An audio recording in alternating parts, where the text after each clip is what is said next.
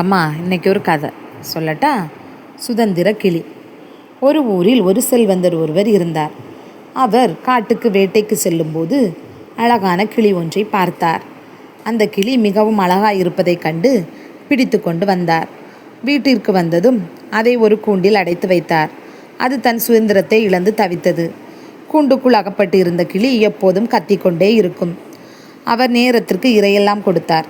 இருந்தாலும் அது கத்திக்கொண்டே தான் இருந்தது. அது மகிழ்ச்சியோடு இல்லை என்பதை செல்வந்தன் உணர்ந்தான்.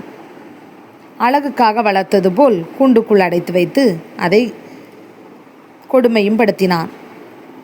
ஊர் பெருமைக்காக ஊரில் உள்ள ஒவ்வொருவரும் வந்து பார்த்து ரசித்து விட்டு செல்லும்படி அந்த கிளியை வளர்த்தான்.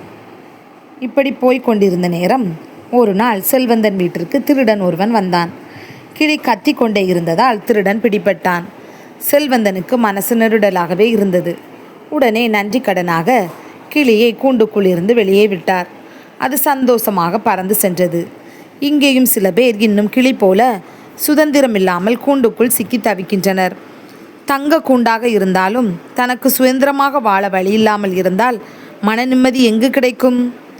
இந்த கதை பிடிச்சிருந்தா லைக் போடுங்க, சப்ஸ்கிரைப் பண்ணுங்கள். தேங்க்யூ.